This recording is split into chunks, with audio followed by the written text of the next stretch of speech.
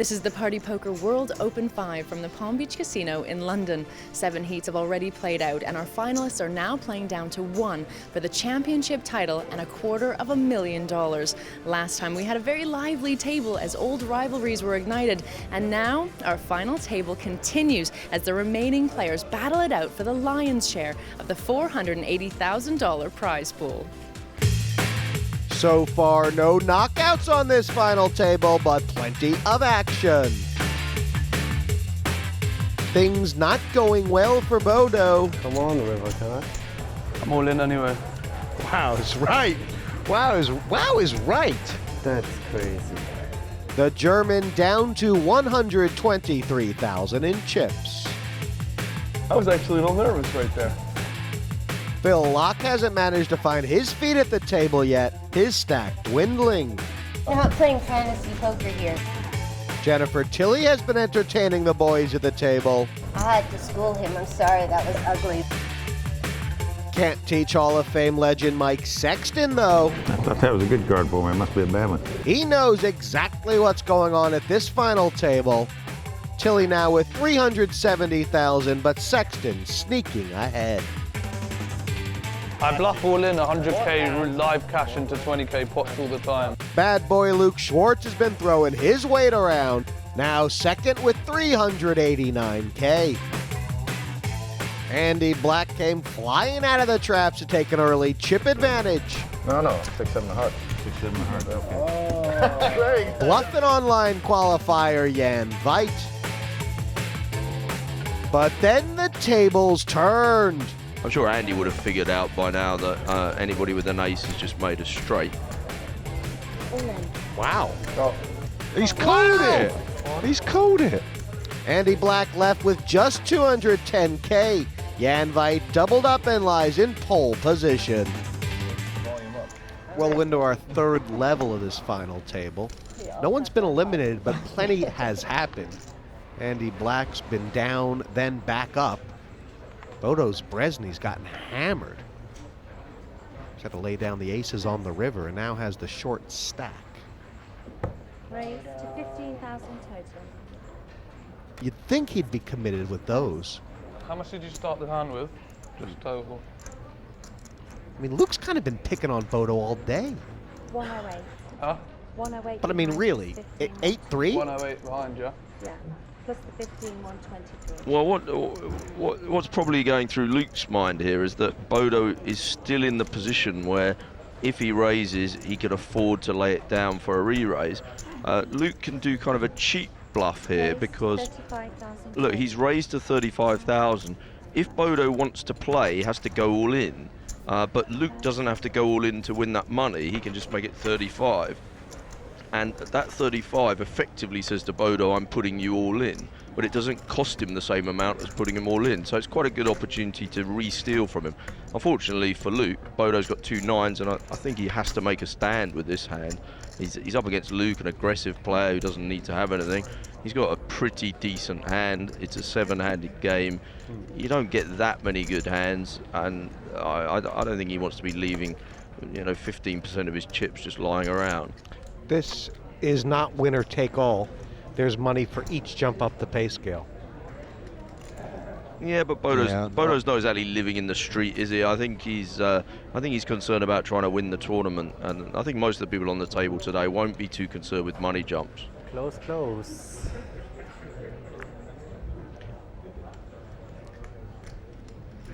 It looks like he's getting ready to fold it.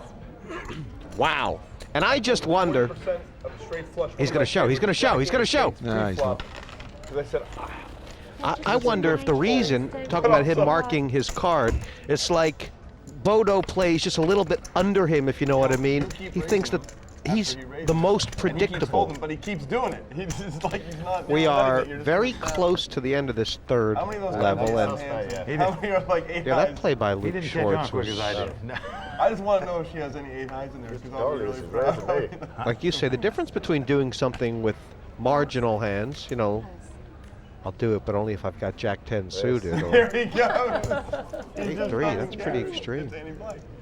He's going to drive his theories home, whether it kills him or he takes all the chips. And you're absolutely right, Jesse. I mean, in that particular situation, Jack 10 suited or 8-3, it didn't really matter, because if Bodo had moved all in, Luke was going to fold a lot of his hands there, and the maths wouldn't have supported a call. So I know, but still, that's what I bet. It's just. But yeah, it shows that he's actually got the kahunas to, just to do it with literally any 2 cards, and a lot of people just don't have that in their game. I was gonna say if Jennifer flops big here. Yeah, look at this. Weren't you gonna say? Yeah. Weren't you thinking that, Ian? Yeah. If she flops big here, Andy can be in big trouble. Well, of course, Andy hasn't totally hit this flop. He knows it's a draw heavy board, and a pair of 4s can be Just winning. going to say, what if a king comes? 40,000. Well, and he's stabbing at it, 40,000 in a 79. He hasn't gotten a ton of chips left. If she calls here, Well, I mean, don't know. you don't think he's going all in on the river? Well, if she misses and he does, she quite easy fold, I fancy. There you go. He knows that's a good card. Yeah. Yeah. Well, he's gone all in. I think if Jennifer was just going to call on the turn, she has to call on the river. If she wasn't likely to call on the river, she had to raise. She should have raised on the turn. Absolutely. So having just called on the turn, I think she has to call on the river. Whether she's thinking I think that she way, knows I don't that. know. She knows that. If she calls, he's out. I would say that having played with her in the cash games this trip in London, she has tended I to knew she was call. going to fold. Oh, I didn't know that. I didn't think for one instant that was in her mind. Really? Yeah. But yeah, I didn't think for one instant that was in her mind. I think she was just calling to hit. Yeah, and I'm disappointed with Jennifer there because she has played so strong recently when I've seen her play, and I think that was a little bit, dare I say, a little bit girly.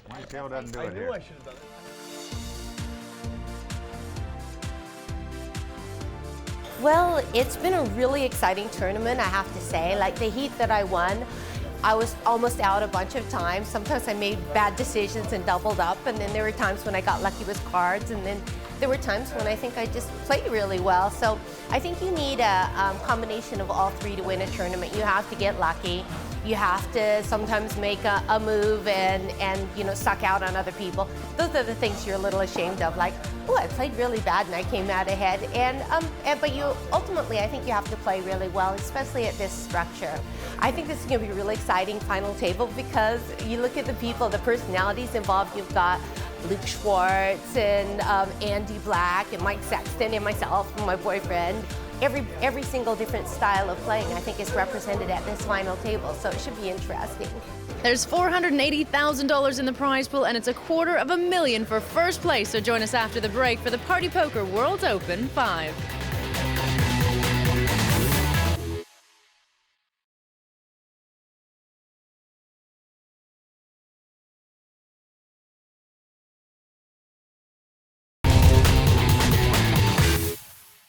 Is there a bounty? well, we're still a full table of 7. Blinds hitting 5 and 10,000. Obviously, the short stacks are in trouble. That's pretty much Bodo. Andy Black now back to where he started, really. Yeah, he's got to be double pleased, don't he? He's just about in with the airs on his chinny chin chin.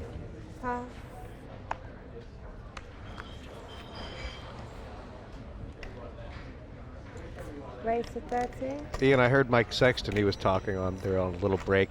He said the chances of a German bluffing off the last of his money was 1,000 to 1. Well, he's 100% right, ain't he? We know that. 1,000 to 1. Well, here's Jan in an interesting situation. Jennifer's made it 30, 3 big blinds, fairly standard. Having said that, she's done it from early-ish position. Yeah, he's called this. What do you think about that? Well, because if he does raise in, he's looking at a raise of sort of 85. He's starting to commit himself. He's got people to act behind him. The chances are there's going to be 1 or 2 overcards on the flop. Yeah, we know Jennifer's going to continue, right? Yeah, I so think he must know that as well. But I think calling in position is okay. But if you do call in position, you can't just go set or fold. You have to look at flops like this, 10, 6 deuce, and say this is a good flop for 2 nines. I've got to play my hand now. And this is a nice line, calling in position on the flop, see what comes. Yeah, I don't really like this call Yeah? either myself. I'm less keen on this call because, you know, he needs to protect this hand That's a little right, bit from yeah. overcards and also from the flush. This is a pretty good card for him. Yeah. He's not going to be too worried about 8-9. That's basically the only thing that got there, unless Jennifer's flopped a set. So he must think he's winning now. But Jack is in her range. Well, it is, but I don't. He can't pass a bet now unless she bets like 100,000. He's seriously got to think about it. Once he calls there, he's going to call here.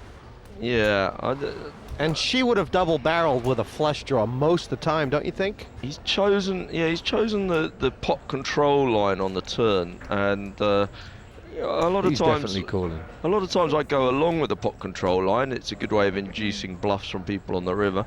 But this is a tournament. It's not a cash game. You can't replenish your chips. And he's got a very vulnerable hand in 2-9s. He basically gave Jennifer loads of chances to get somewhere with something. Obviously, we know she wasn't drawing that live. She only had a queen overcard. But he's not to know that. I don't think I'm totally in love with his play here, but it's working out for him. You would have favored a sort of like a min raise on the flop, both you guys, huh? Well, definitely the turn, Jesse, for Yeah. me.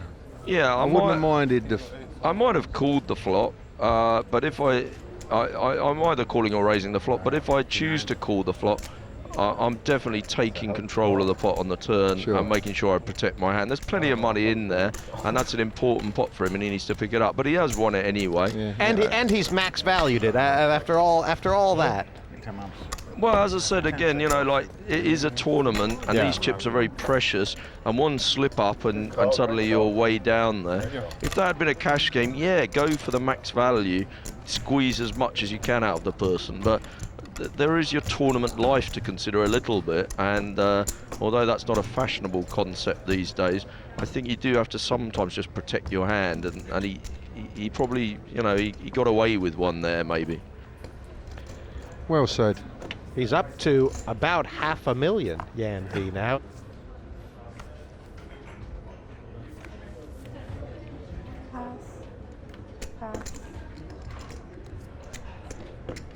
Pass. We noticed this in Yan's heat, how far he has to lean back to see those cards. He's a giant. It's amazing. Raise 24. It's an inviting raise, isn't it, for anyone that's already in the blinds? Luke's got an idea here. Luke loves to 3-bet. He perhaps feels that Yan is just starting to flex his muscles a bit with his big stack. It hasn't been folded around to him too many times recently, Yan. And maybe he's just having a little stab from the cutoff, see? This guy as well, from his heat, Neil, he didn't seem to, when he gets in these positions, he moves all in. He don't mess around. Whether it's the same in the final or not. I think you might be right here, Ian, because he doesn't necessarily want to play an enormous pot with Luke Schwartz at this stage. He might think to himself, there's plenty out there, I'm going along quite nicely. I don't mind just picking this one up. There's a couple of short stacks, I can move up the ladder. With 440, I think.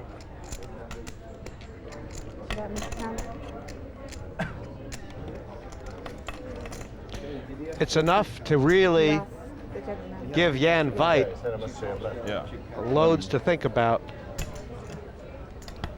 Is the all-in right now? If Luke's actually got 370 back, is the all-in It's too really much? tricky because he's got a massive stack. You know, if he'd one of the shorter stacks, then definitely Yan's chips have already been in the middle.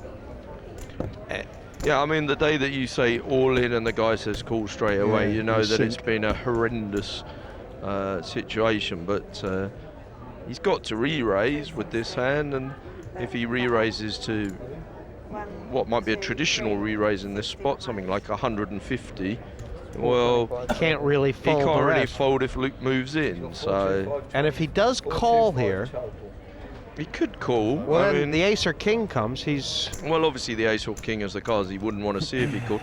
If he calls, he must check the flop, hope that Luke continuation bets, and Luke's continue. Well, he's made the all in. Yeah, this is what he done in his heat. No, he didn't mess around. And a very good hand there for Yan V. Over 600,000 there, Jesse. Absolutely. And a very good hand there for Jan V. Over 600,000 there, Yeah, Jesse. absolutely. And yeah, Luke Schwartz been getting away with quite a bit with the old 3 bets, but 25.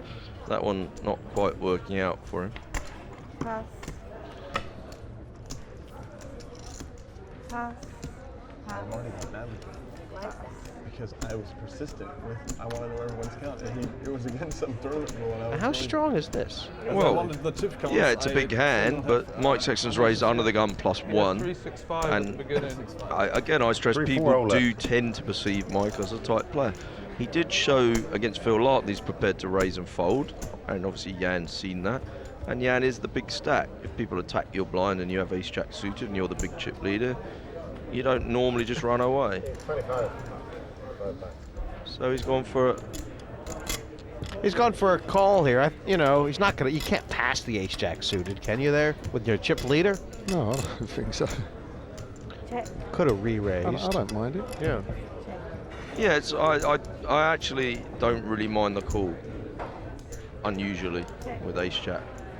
We know that calling is not really a big part of Feit's game. He is a re-raise or fold guy, so it's. I think when the 9 paired, he's thinking to himself, "Oh, this is pretty good. I'm beating any raggy ace here. Sorry, I'm chopping with any raggy ace." And he would have felt quite comfortable. Now, when the jack comes, I think he's sure he's winning here. Yeah. So there's 55,000 in there. He's got such a big stack that he can. Yeah, I mean, he ought to make a value bet, I would think, and I would think 35,000 would be a suitable one. Guessing, you know, Mike could have played like King Queen like this, right? He could have played 10 Queen like it too, obviously. 10 Jack, 2 sevens, maybe not. 25. How much? 35? How tricky is this for Mike?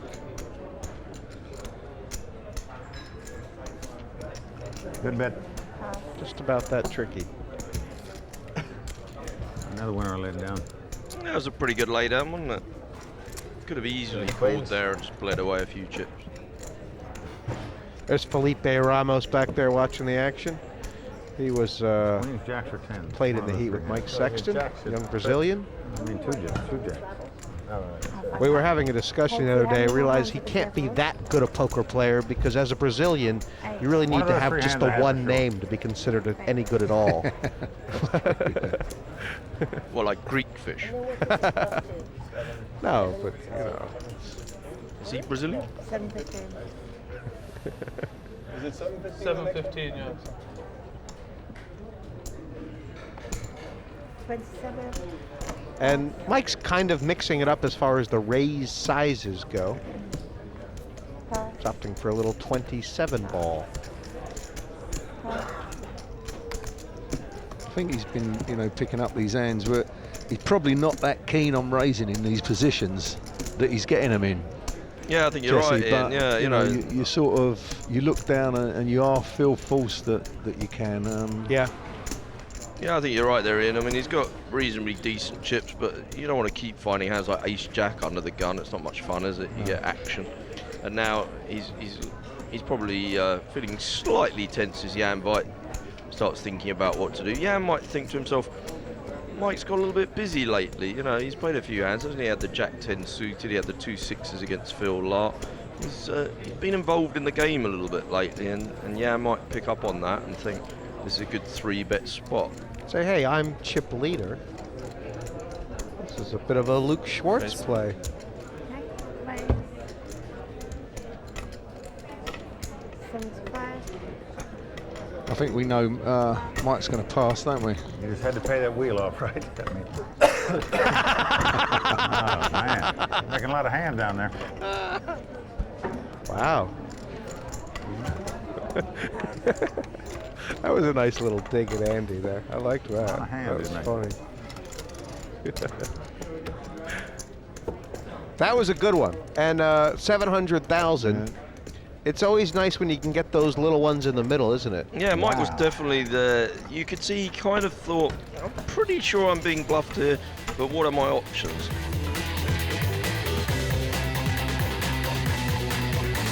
feels great to be at the final of any big poker tournament, and certainly this is a very big event, and to make it to the final is always gratifying. So you just hope that you can continue to stay lucky and progress to, you know, and hopefully win the thing.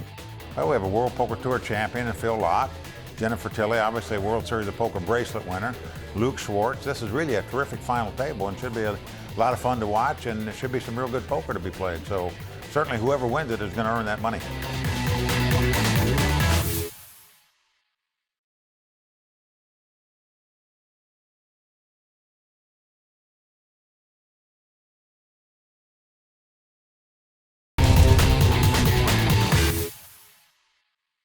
Welcome back to the Party Poker World Open 5. The action on the final table continues here at the Palm Beach Casino in London. Starting to get a little itchy down there. There's not much room to maneuver in some of these stacks with the blinds 5 and 10K. Bodo in particular on one long strand. Yeah, just got some chips. We're flying. Walk out the door and fly out the door. Looks like 2.2x, Neil. What does that mean? Yeah, again, I think this is just Luke's standard raise on this level. Generally, the more internety the person, the smaller their raise is. I think Annette would be in approval of this 22. She would consider 24 to be a gross waste of chips. Yeah, that may have taken that pot. Nice flop for Laak. Is he sizing himself up for a check raise all in? Was that what he was sizing up? I'm sure it was definitely one of the options. He's maybe just thought to himself, I'll give myself one free chance to hit my draw, and if it doesn't come, I'll have a semi-bluff with just one card to come. So now Laak's got tons of outs. Luke's got some showdown value with his hand. He flopped second pair, it's become third pair. And Laak kind of has to shut down if he misses here, doesn't he? Oh, he hasn't. I think he kind of has to, because didn't it look like Luke could have a queen there? I think Luke tends to think that Phil's quite straightforward and easy to play against, and that's perhaps why he decided to call that bet and just see if he could maybe wrestle it off of him on the river. It'd be interesting to see whether he has a go at that. I guess with the showdown value, I mean, he's still got a pair. The board hasn't changed enormously unless Phil's got 8-10, which, as we know, he does have, but Luke doesn't know that. I guess Luke might think there's still a chance he's winning, and if Phil keeps the bet cheap, I'm sure Luke will pay him off. Maybe a bet in the region of 33,000. There's no way if he bets Luke's going to call him now, especially now. I mean, he just took far too long over it. there was no way. You know, if he put 15,000 in there, he wasn't calling. No. But with that bet, he's thinking, you know, this guy might have a queen. Maybe he's got a queen jack. Imagine if he had king 10. Snap called him. How's that? I'll tell you, the second one of us busts, or at the end, whatever, you know? Yeah. I got no secrets. He's gotten himself well back in it, Phil Laak, sort of by hook or by crook. It always looks to me like he's going out, Phil Laak, and all of a sudden he kind of, I don't know how he does it. Just kind of wriggles his way in there. It looks like Phil's gone for an under the gun raise. King, queen of hearts. Okay. And under the gun means he's attacking Jennifer Tilly's big blind. She's very short stacked. Whoop, there's the third time. It's amazing, isn't it? And that makes 5 times in 2 heats. Well, he cannot fold these. Can you pull in 40 from both of us? Well, 67,000 more. Well, you know, he's going to be getting over 2 to 1, really. 82. Sorry. Oh, it's 82. Sorry. He is getting more than 2 to 1. He's only just getting more than 2 to 1. He knows that Jennifer's played patiently. He's raised under the gun. There's also the obvious dynamic of their relationship. which it in for, maybe would make him think she's not really going to be bluffing in this spot. He has to ask himself, what kind of hands am I in good shape against? Obviously pairs, jacks or below is in reasonable shape. It's 50-50. I think it's quite an easy pass for him. Really? Yeah, I do, yeah. Like Neil just said. I call. 85. Wow, I thought it was quite an easy pass. Someone else to raise their blind. I'm just saying, I mean, he's not in, you know, he's like 27% if he's against ace-king or something like that, and he's getting 2 to 1. That's not that far off, really, is it? Nice hand. That's like... Yeah, and against all the pairs, you know, he's 50-50. He has to ask himself, would she have done that re-raise move with a hand like ace-jack, ace-10, where he's only a small underdog? That's how I'd have took it. And probably he'd say the answer would be no there. Right. That was always ace-king, aces-kings. Yeah. Yeah, my eyes. Well, it could have been just as easily a pair of 8s, 9s, 10s, jacks. I don't think so. But I don't think it was a pair of deuces, 3s, 4s or 5s very often. So there weren't many pairs, and even against a pair he's only 50-50. If there's anybody I'm going to get whacked in a hand to I it. wanted him to raise my blind and me wake up with aces. Why? You raised my blind like 5 times in a row, and now you raise my blind and I have aces, and then I feel really bad. Don't feel bad. Feel good. You need the chips to win. You know? I've played with Jennifer now quite a bit, mostly in cash games, and I think she might have a better emotional take on my decision thinking, my decision making, whereas I think I have more of a line on what she's thinking in terms of how it's expressed mathematically wise. Like, she might do something and I think I can interpret what her intention is with bet sizing. And the only thing I want to say about the Jennifer Phil thing, I suppose, is when I'm not in a hand, it's like I pull for her more than I pull for me. When I'm not in the hand, I sense I'm like, wow, with this passion, you know, I would probably have blood vessels popped if I had to do it every time I was involved in a hand. You know, I'm pretty much observational when it comes to my pots, but I really, yeah, it's fun. So I'm looking forward to whatever happens. It's going to be a slugfest probably. We'll see what happens. Well, that's put Jennifer Tilly right back into touch. She's nigh on an average stack. 3 players now under 200K. That's 10 big blinds around. God, Yan Veit is cruising. Can you hear that buzz? 7 and 15. That's the machinery of the casino. Pressure and hum of this final table. All those chips in front of Yan Veit. I mean, he could get busy, but he's been the tightest player so far. He has, yeah, and I still think he'll wait for the hands, Jesse. He's not going to, well, there you go, look, he's picked up the big slick. He's got no reason to make himself double busy in a 4-handed table.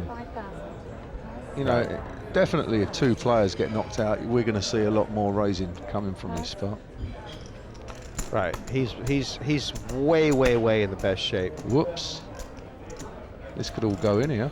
Well, if she'll... Yeah. Oh, wow. He'll call. Yeah, Jennifer announcing all in. It's interesting because if she hadn't have just doubled up with the 2 aces, this would have been like a compulsory all-in situation for her with a perilous stack. Here, she's really risking something. She may be thinking, a lot of people might have been thinking, well, I've just doubled up, I'm in good shape, he's the chip leader, he raised from early position, do I really need to take him on?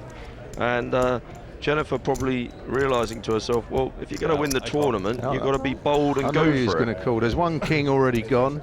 I thought he was just raising your blind, Phil. So he's... Tell you what, this is a big pot. This is 500K. It's a monster. This is an a pot, absolute monster. This is a pot for chip leader. And nobody's done anything wrong here. This is a standard tournament situation. I like Jennifer Tilly's all in. Good luck, both of you guys. It's very unusual to see anyone pass ace king. There's a lot of these in poker, that's for sure. I fancy Jennifer's going to win this one. Well, it looks good for her at the minute. Certainly does. You've got to dodge 5 cards.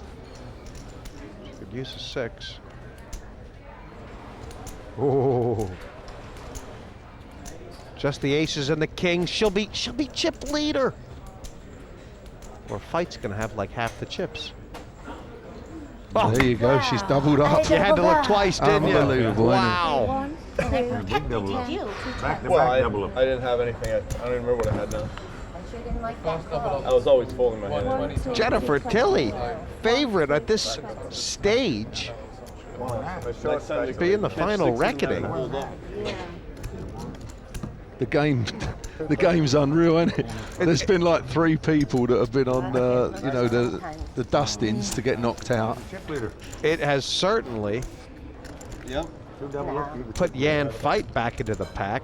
He's hurting a little bit, but, well, considering where he came from, he's going to have to just let that roll off his back.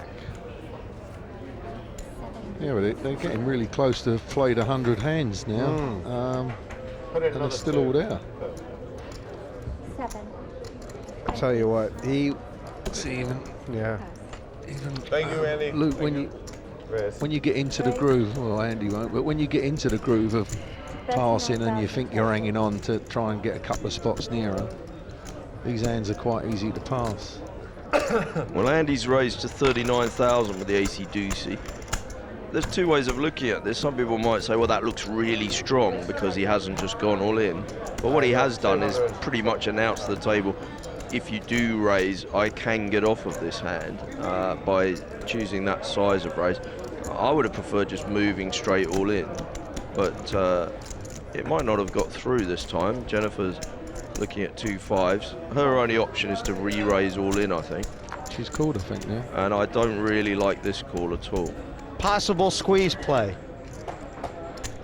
Laak has 187. Is this tricky? Well, he was obviously considering it. It was there for the taking, wasn't it? Bodo just doesn't have enough chips to make an effective re-raise here. He knows he would get called by one of them, so he has to pass an above average hand for the situation. What about the dynamics of Andy Black earlier with the 3-barrel bluff? Well, he's going to get some chips here, Andy. Wow. He's done well here. He's checked the flop, and Jennifer looks like she's going to try and represent the ace. Doesn't make a lot of sense, though. If she had an ace, she would have raised him back pre-flop, wouldn't she? She wouldn't have flat called with a middle ace, and if she had a high ace, like ace, queen, ace, king, ace, jack, she would have re-raised. So it's really not realistic for her to represent the ace. She might have also said to herself, this is a bit suspicious. Andy Black raises pre-flop, it comes ace high, and he doesn't move all in. Well, he's terrible play, really, isn't it? You know, at this point, with the chips that she's got, he's a right low stack, and she's just gifted him a crushful of chips. I mean, he was trying to pretend, oh, she knows I 3-barrel bluffed that last time, so I'm never going to bluff her here. That kind of. But like Neil just said, she never had an ace. She don't need to bet that. Right. Yeah. She doesn't need to bet that. You know, and the sheer fact that he did check it. Yeah. Yeah, a pair of 5s is definitely an above average hand in a 7-handed game. However, each hand in poker has its place and has its uses, and a pair of 5s was only useful here as a good hand to go all in with. It wasn't useful for calling. She had no kind of odds to flop a set. The chances of outplaying someone through the streets is pretty slim when they've only got less than 10 big blinds left. You know, basically she needed to make a decision pre-flop, and it might have been fold. That might have been the decision. She might have just given up and not put anything else in and passed what was the winning hand pre-flop. But at least it would have been a decision. I think just calling pre-flop was kind of fudging the issue, and she's ended up wasting quite a lot of chips there. Obviously, he showed the deuce. Obviously. I guess I could have put And yellow he's might have been better move there. he's won 2 big tussles with Tilly tonight. Yeah, and Jennifer just announcing generally that she kind of wishes she'd have just moved in pre-flop, and yeah, I'm not quite sure. She just had a slight mental block there, I think. I don't know whether she thought that maybe Andy's raise was small and he had a small chip stack, so maybe he was, you know, he maybe had a monster hand, but if she really thought that, she should have folded. Is Andy Black back? 328,000, but you can just see his mood improved, hasn't it? Yeah, I think he's definitely back.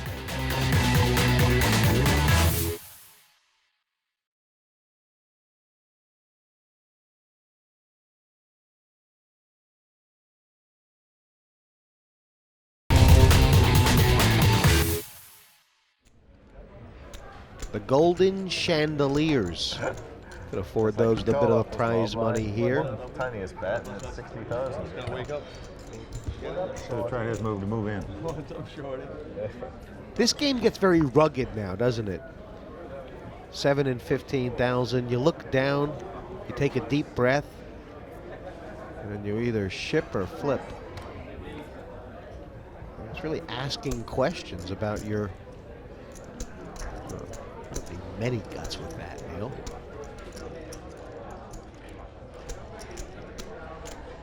Luke, last time he chose to make it 35, quite an enticing raise, and he keeps it the same. He tends to be consistent. It'll be interesting now. This is Jennifer Tilley's small blind. Big blind. Sorry, Jennifer Tilley's big blind. She may feel that Luke Schwartz is picking on her a little bit. She chooses to call out. I don't like the call, I'm afraid. I know it's tempting. It's only 20,000. You're looking at it, you're going, oh, I can win 50 odd. You're out of position, you get in a mess. The blinds are big now. You've got to take these pots down pre-flop, and if you don't feel like taking it down pre-flop, you've got to fold your hand. Calling out of position is something you can afford to do a little bit in the early stages of these things. In the latter stages, it's generally a mistake. And the check there, you know, because if she's got the king, she's check raising and he's all done. And if she doesn't, he kind of feels like, hey, maybe she's going to bluff or. Yeah, you know, at least wait till the turn, keep the pot a bit smaller. Yeah, Luke knows his hand is good now, most of the time. If Jennifer does choose to bluff the river, then he'll be calling. 77,000 out there. I mean, can he afford to not bet right now? He did, and she got there. Yeah, Luke's going to be a little bit cross with himself here. He decided he didn't want to call on 2 streets, so he played a pot control line to try and induce a bluff, and he's allowed Jennifer to get there. And Me, not you. He's mad at himself. He's mad at himself. He's mad at himself. Yeah. What was it? An obvious bet on 4th Street for you there? No, I can 100% see Luke's line there. He's saying to himself, I've got to keep this pot small. The blinds are enormous. One slip up at this stage and you could be in a situation where you're losing 80 or 100,000.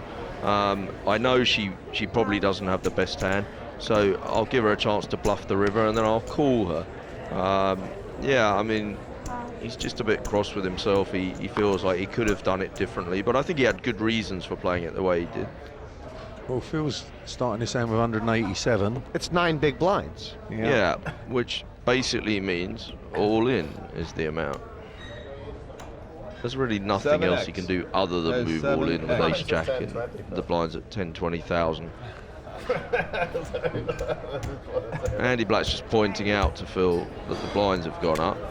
Actually, Andy would have hated that if someone had started interfering in a pot that he was in when they'd already passed their cards.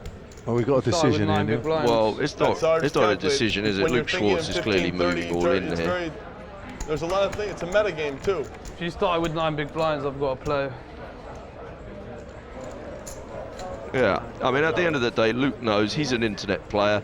It all comes down to the maths when you're an internet player, and the math says you have to bluff. Okay, wait, He just called, and I just wonder, did he call? No, I think he did. He's called. And Mike's exposed his hand. This is a bit of a problem. I'm gonna turn my hand out and let it in. Yeah, that's more than half, right? 105, 210. That's exactly half. So you raised me. You raised me. You Tom, what are you doing? Oh, I knew he raised me. I just can't take it. I can't take it in my bones. 15K. All right, I am going to put you all in. I think you already have me all in, but I just like saying it, you know? Yeah, I think I've got that. I don't know what I am. Come on, man. All right, kids. I got ace high. Ace jack. Ace king.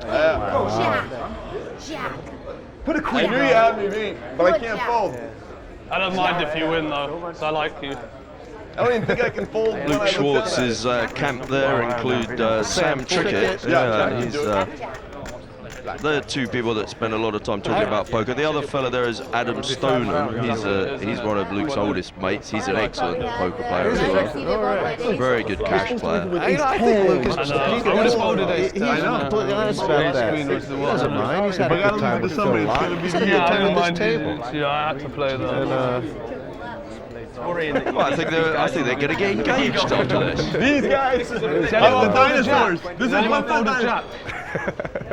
Oh! Unbelievable. Whoa, we got a nice sweat here. A little drama. It's a redraw. What a sweat we got. Although Phil's hit the front, Luke is up and down. And as we can see from the stats, there's really not much in it. He can hit a queen, he can hit a king, he can hit an 8. No clubs. He's got 2 cards to come. So, plenty of chances still for Luke. 8 as well. No, 8's not a split, doesn't make a difference. Yeah, 8 wins me, I know. I'm saying. And it's so sick. How's 8 a split? He wins with an 8. No, he was saying 8's not a split. He said that, I think someone else said that an 8 would be a split. Well, Luke's just really unlucky there. Oh, man. But nobody did anything wrong. No. Phil's woken up with ace-jack with 9 big blinds. Luke with not much more. He has to do it as well. Luke's got a bit of change left, not very much, some Very close up shrapnel. on this. The shoes, they're coming back up. The shoes are up. I think Sam Trickett and Adam Stoneham won't be allowed to come and watch again, though, in the future. They've definitely got the bar up. Oh, he's got to be gutted. I know he was saying like, I'd rather you get it, this, that, and the other, but you got to feel so sick there. And he's played so well today, Luke, so far. We don't want to write him off too quickly. He still has got, I think, maybe 4 big blinds or 3.5 big blinds. You know, stranger things have happened, but I don't think he's really got his just desserts today. I think he's played some great poker. We got a deal. We got a deal. Well, look at this leaderboard now. Phil Laak up into 2nd position. And if you add his chips to Luke Schwartz, well, that's painful for Luke. But yeah, he could be the chip leader. Game on, though. Still 7 left. And until somebody gets knocked out. Well, we keep saying that, but it's been a mixture of up and downs, Jesse. I mean, 4 players was on their last knock-ins, weren't they, on the way out the door? I mean, Phil Laak, you know, he could put a little arm around Luke Schwartz and say, hey, mate, I was down to 1.5 big blinds in my heat. Yeah, sure. And came back to take it. We've seen it.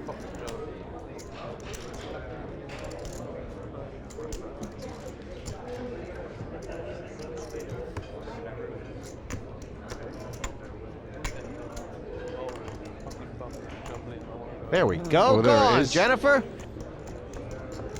Nothing wrong with that. Good strong right arm from Jennifer, and it should get through. If she calls, Bodo might have, well, maybe not, but yeah, he got squeezed. Oh my God. And she's picked Mike Sexton off. Yeah, and Bodo had to lay down in the big blind. He's now in the danger zone as well. He hasn't got many more chips than Luke. I mean, that was an absolutely fantastic race. She was behind, I think, what his perceived range was, wasn't she? Absolutely, for sure, Jesse. Now, this is interesting. Now, Luke Schwartz is under the gun this time with 107,000 blinds at 10.20.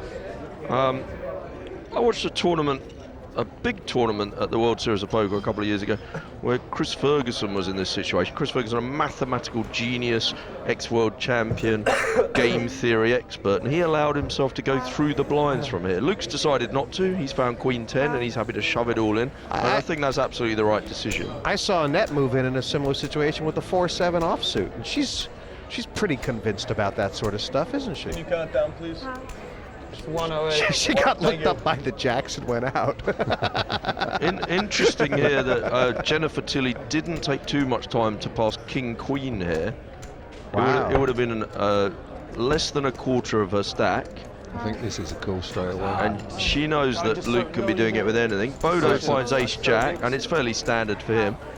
Ironically, Bodo waited all this time to get his chips in first in a strong position and ended up calling off his tournament effectively.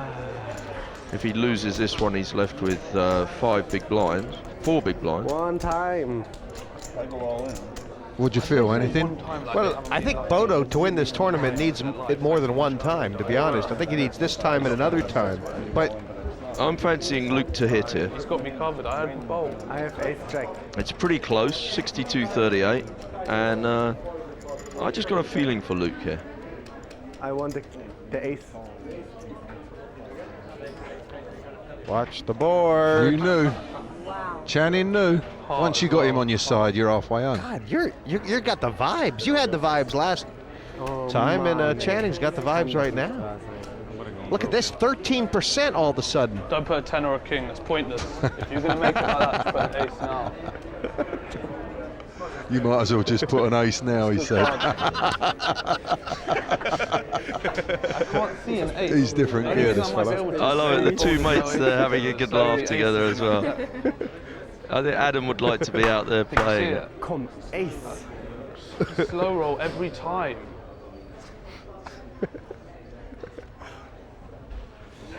Oh my. Well, it did come the king, but it came out on the river, so there was no more sweating. And Luke's got himself up to 230 odd thousand. Bodo waited very patiently, maybe a little too patiently, and he's now really got an uphill battle. Less than 4 big blinds left. No one wants to go out here, Jesse, do they? This is what's been happening throughout the heat. Well, how could you? How could you? And Luke Schwartz still in trouble, 6th position, but probably feels like he's back in this. Tilly Laak on top, and I don't know, nobody's that far from average, really. No, that's right. And it just seems that Bodo has just swapped shoes with Luke, really. And of course, if Jennifer Tilly had played with her king-queen there, we'd have had our first casualty in Luke Schwartz, and Bodo probably would have folded his hand.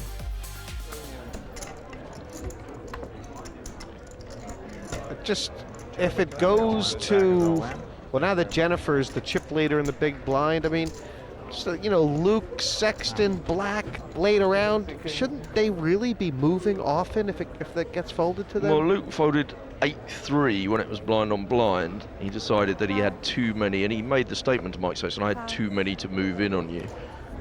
So he's clearly not going to just play a bad hand out of position. He feels like he can let one more lot of blinds go through him before he's desperate, and he'd rather wait for a hand. And I guess if he thinks that, Mike Sexton's going to think the same. So basically it's only Bodo that considers himself to be in really bad shape at the moment. Oh my gosh. This is how you play safe. You limp in, you check, and then everyone goes to war. She's moved all in. Yep, Jennifer's moved all in for 489. Oh, he can't pass, can he? Andy Black started the pot with yeah, he can pass. Around about 300,000. And he's decided to fold. Wow, she could have got chips Second pair and a gut shot. Oh, I thought he had the 3-4. Hey, look at the suits. Pair of pots, no good. No. Well, Bodo finds himself under the gun now. In my mind, he has to now move all in with any 2 cards, even if it's 7 deuce. But I think he might say, different.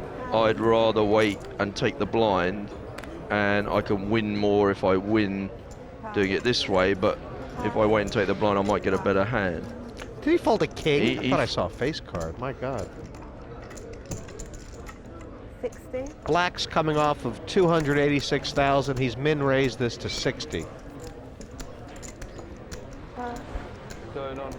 Yeah, he might well have got action from Andy Black. Well, and also from Phil Laak, but I have to say folding a king was a mistake. And a call. oh, all in and a call. What did I tell you, guys? What did I tell you? You did. Andy Black, Phil Laak, guaranteed. Black, Lack. Whichever way it goes. Block and lock. Wow, I had the best hand, but yeah, you got to call for the map. And Yeah, I'm not really in love with Andy Black play here. I think raising and then calling off your chips. If he'd have just straight moved all in, then it's possible that Phil Laak might have decided to lay down a7. yeah, he only had 7 big blinds, Andy. Yeah, I don't know. I thought that was a bit odd. Or really. is it? No, there's. No, he had a few more than that, maybe. There's the ace. Oh, Andy There's Black. the ace. Andy Black could be out. He could be first out. Yep, it certainly looks that way. With the ice, no, it's not ice, bro. Come on, man. Still zirconium. Well, He's drawn That's dead. it. Curtains.